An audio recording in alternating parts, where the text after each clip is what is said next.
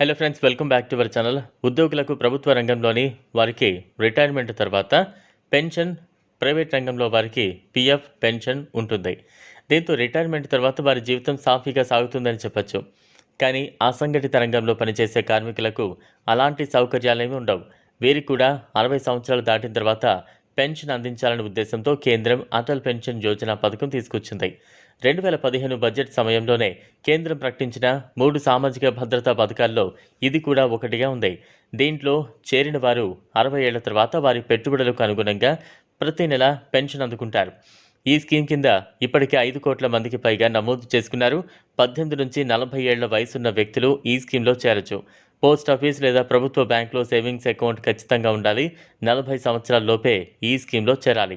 National pension system పరిధిలోకి వచ్చేవారు ఈ స్కీమ్లో చేరేందుకు అనర్హులు. ఇందులో చేరేందుకు అర్హత లేదు. దీంట్లో చెల్లించాల్సిన మొత్తం వయసును బట్టి మారుతూ ఉంటుంది. చేరే వయసును బట్టి చెల్లించే దానిని పెన్షన్ 1000 రూపాయల నుంచి గరిష్టంగా 5000 వరకు ఉంటుంది.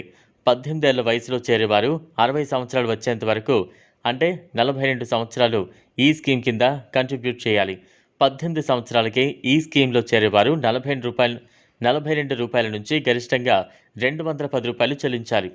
నెలకు 200 రూపాయల చొప్పున 18 ఏళ్ల నుంచి ఇన్వెస్ట్ చేసేవారికి 60 ఏళ్ల తర్వాత నెలకు 5000 రూపాయల చొప్పున పెన్షన్ అందుతుంది. 40 ఏళ్ల వయసులో చేరితే 20 ఏళ్ల పాటు కాంట్రిబ్యూట్ చేయాలి. వీరు 291 రూపాయలు, అలానే 291 రూపాయల నుంచి 1454 రూపాయల వరకు చెల్లించాల్సి ఉంటుంది. వీరికి నెలకు 5000 రూపాయలు పెన్షన్ అందుతుంది. బ్యాంకుకు వెళ్ళి నేరుగా అకౌంట్ తెరవచ్చు, లేదా ఆన్లైన్లో ఎన్ఎస్డిఎల్ వెబ్సైట్ ద్వారా కూడా అకౌంట్ ఓపెన్ చేయొచ్చు. చిన్న వయసులోనే ఈ స్కీమ్లో చేరడం ద్వారా గరిష్ట పెన్షన్ పొందే వీలుంటుంది. ఈ అకౌంట్ ఓపెనింగ్ ఛార్జీలు 15 రూపాయలు కాగా మెయింటెనెన్స్ ఛార్జీలు 20 రూపాయల లోపే ఉన్నాయి. ట్రాన్సాక్షన్పై ఎటువంటి ఛార్జెస్ ఉండవు. ఈ వీడియో మీకు నచ్చినట్లయితే లైక్ చేయండి, షేర్ చేయండి, ఛానల్ను సబ్స్క్రైబ్ చేసుకోండి. Thanks for watching.